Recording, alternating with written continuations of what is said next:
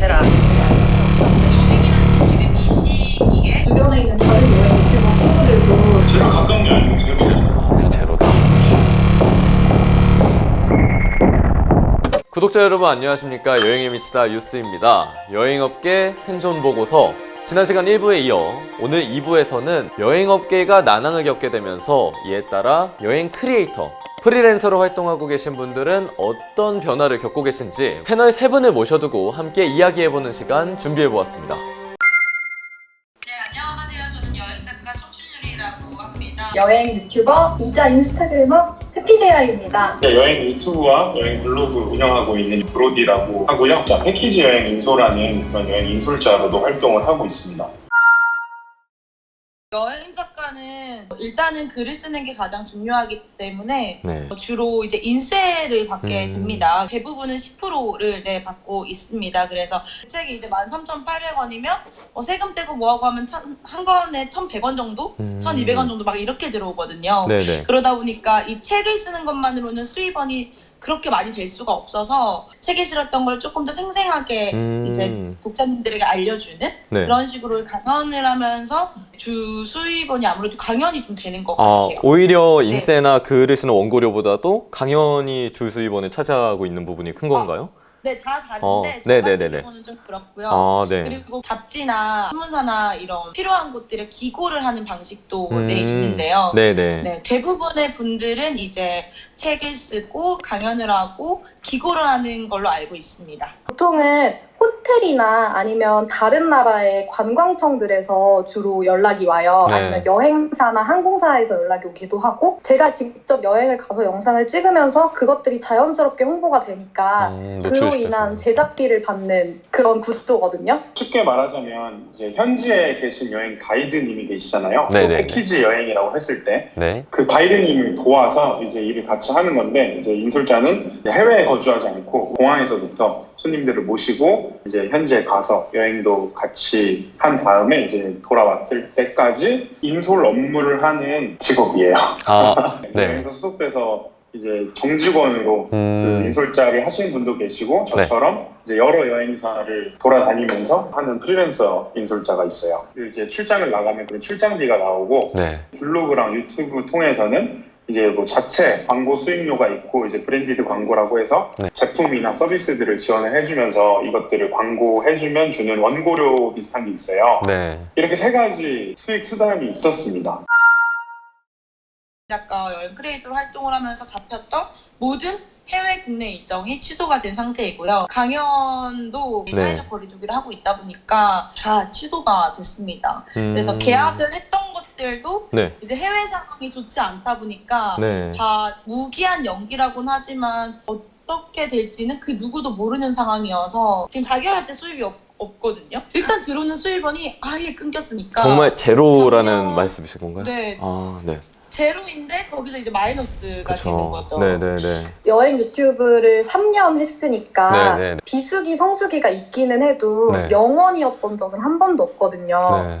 근데 처음으로 2월, 3월에 아예 영원이었고 네. 완전 영원. 그리고 4월에도 아마 50만 원 정도 벌 것 같아요. 아, 사람들이 여행 자체를 갈 수 없으니까 여행 인포에 대해 검색하는 니즈도 줄어들었을 테고, 네. 그래서 누적 조회수도 많이 줄어들어서 사실 저뿐만 아니라 제 주변에 있는 다른 여행 유튜버 친구들도 네. 수익이 많이 줄어들었다고 하더라고요. 검색도 안 하시고 좀 그래서 수요가 많이 줄었다고 보시면 될 것 같아요. 아. 띠용? 죄송해요. 다시 해서. 왔어요. 아이고, 이 네, 시간에 이렇게 또. 일단은 인솔자부터 말씀드리자면 이거는 이제 그냥 제로예요, 제로. 제로요? 그냥 일이 네. 전혀 없고, 저는 프리랜서니까 회사 입장에서는 정직원 분들을 먼저 우선 해야 되잖아요. 그래서 정직원으로 일하시는 그 인솔자분들 여쭤봤더니 정직원 분들도 지금 일이 전혀 없어서 네. 되게 어려워하고 계시더라고요. 5, 6월 지금 스케줄을 받아야 될 텐데 뭐 그거는 전혀 그냥 못 받고 있고, 네. 네, 그렇고 이제 크리에이터 활동하는 거는 여행 말고 다른 브랜디드 광고를 한다던가 기존에 하던 네.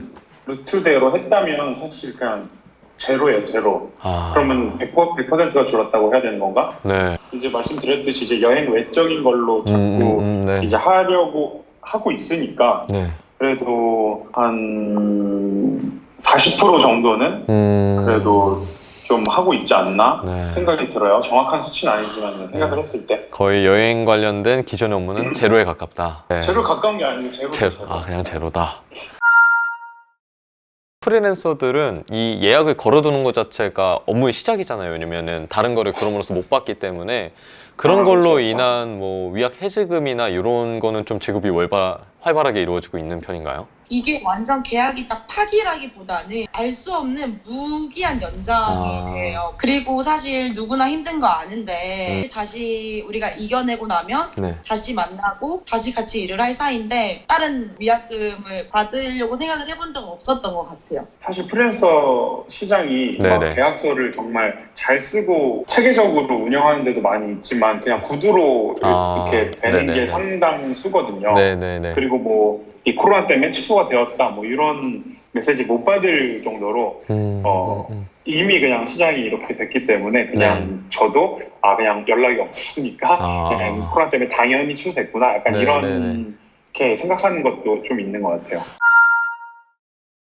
지금 웃고는 있지만 네네네. 처음에는 코로나 이전의 세상은 또 돌아올 수 없다고 이런 기사들을 보면 그래서 밤에 잠도 잘 안 와서 네. 굉장히 우울했던 시기가 초창기 좀 있었어요. 처음 한 달은 약 먹으면서 지낼 정도로 조금 힘들었어요. 저 자신이 기대했던 2020년의 모습이 있잖아요. 아, 그쵸. 또 잘 된 계획이 네, 많았으니까. 너무너무 잘 될 것 같았고 네. 출장도 주구장창 이제 잡혀 있고 그러니까 아주 약간 보장되어 있는 안정감 같은 걸 기대하고 있었는데 네. 그런 것들이 하나하나 취소될 때 상실감이나 뭐 이런 것도 있었고 또 이제 여행을 좋아하는 사람으로서 이런 직업들을 하고 있었는데 네. 여행을 못 가게 되니까 이제 그 속에서 오는 그냥 답답함도 있고 그리고 이제 또 불안한 게 뭐냐면 이게 이제 잠깐 뭐 3-4달 뭐 이 정도면은 이제 조금 버틸 수 있는 힘이 있을 텐데 이게 만약에 지속됐을 때에 대한 문제가 좀 제일 걱정이 되는 것 같아요. 아예 여행업계, 플러스 뭐 항공 관련 업계들이 다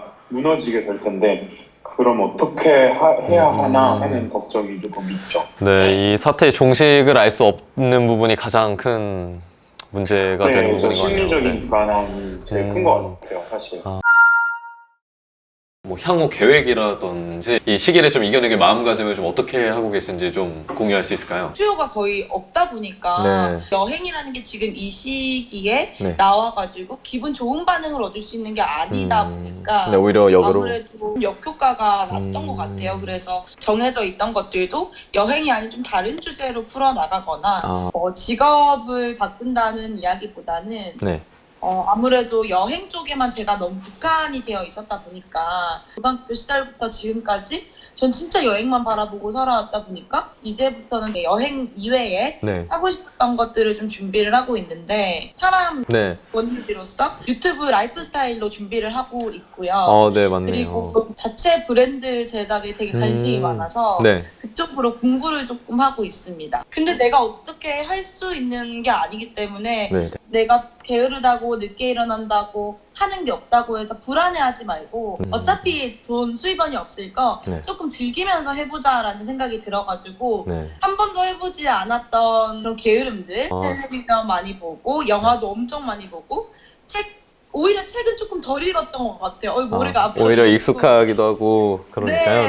이게 잠깐 뭐 3-4달 뭐 이 정도면은 이제 조금 버틸 수 있는 힘이 있을 텐데 이게 만약에 지속됐을 때에 대한 문제가 좀 제일 걱정이 되는 것 같아요. 그래서 이제 블로그나 유튜브를 제 거를 보시면 이제 예전보다 어떤 여행 컨텐츠가 많이 줄어들고 이제 뭐 집에서 집콕을 하면서 할 수 있는 뭐 그런 제품 광고라던가 그런 것들을 많이 하고 있거든요.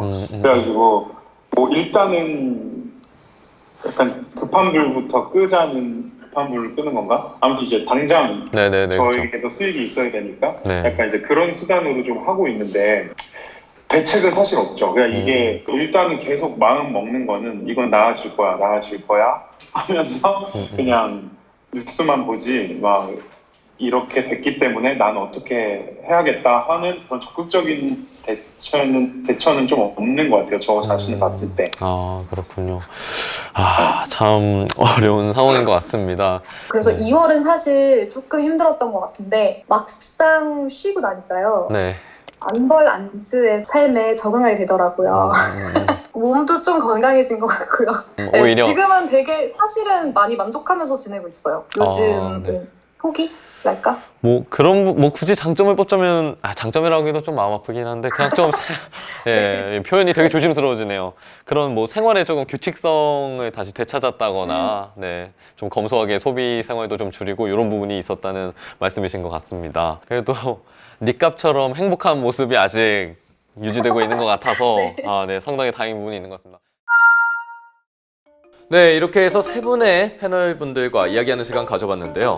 무엇보다 해외로의 이동 자체가 거의 불가능해진 상황일 뿐더러 가능 여부를 떠나 여행 자체가 갖는 잠재적인 위험성으로 인해 국가 권고를 지키며 어느 정도 상황이 이제 나아지기만을 마냥 기다릴 수밖에 없는 현실로 보여집니다. 그래도 국내에서는 어느 정도 좀 잠잠해지는 것 같았던 이 분위기가 다시 최근 집단 감염이 발생하기도 했는데요. 끝까지 경각심을 갖고 생활방역에 힘쓰며 개인위생을 철저히 하면서 함께 이겨나갈 수 있기를 바라며 지금 이 순간에도 각지에서 고생하고 계신 의료진, 봉사자분들께 감사의 말씀을 전하며 여행업계 생존보고 랜선 인터뷰 마쳐보도록 하겠습니다. 시청해주셔서 감사합니다.